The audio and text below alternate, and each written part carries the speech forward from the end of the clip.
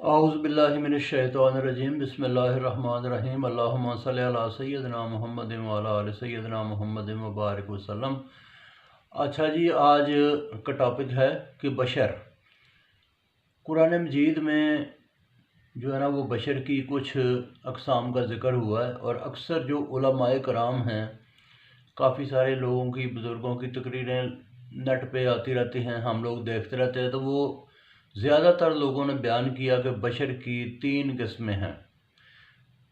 سب سے پہلے خاکی بشر، جس میں حضرت آدم علیہ السلام کو اللہ تعالیٰ نے مٹی سے پیدا کیا، تو انہیں کہا گیا کہ خاکی بشر۔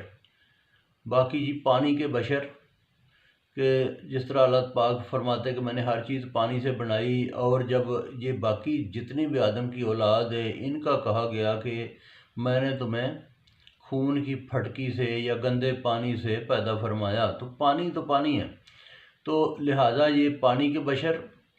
اور اس کے علاوہ سورہ مریم میں آتا ہے کہ جب حضرت مریم کے پاس جبریل آئے، انسانی صورت میں آئے، تو ان کو فرمایا گیا کہ یہ نوری بشر، کہ نور ان کا اصل ماخذ نور ہے فرشتوں کا، تو نوری بشر۔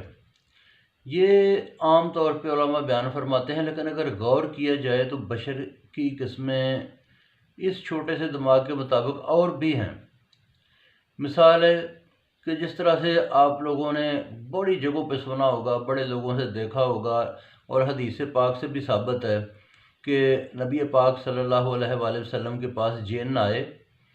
ایک دفعہ غزوہ احد جو ہے نا، وہاں پہ وہ احد کی پہاڑ کے اوپر آپ موجود تھے، تو وہاں پہ دیکھا کہ ایک بابا اوپر آ رہا ہے، تو حضرت علی شیر خدا سے فرمایا کہ یہ جو ہے نا وہ نسل آدم نہیں ہے، یہ جو ہے نا جن ہے۔ اسی طرح سے کوئی ایک جو ہے نا جوان لڑکی، اس طرح سے وہ جن تھی اور انسان بن کے وہ سامنے آئی، کلمہ پڑھا اس نے۔ تو اس طرح سے بہت سارے لوگوں نے کہا کہ فلاں جگہ پہ یہ ہمیں وہ جو ہے نا کوئی بابا نظر آیا، فلاں جگہ پہ نظر آیا، تو اس کو بھی کہیں گے آگ کا بشر۔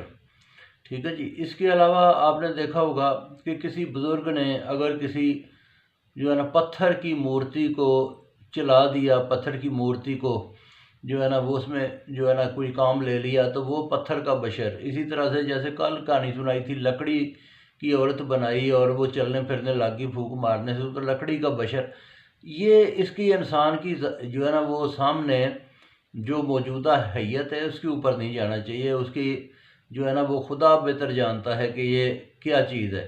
ٹھیک ہے جی، تو باقی پھر سناؤں گا۔ بہت شکریہ۔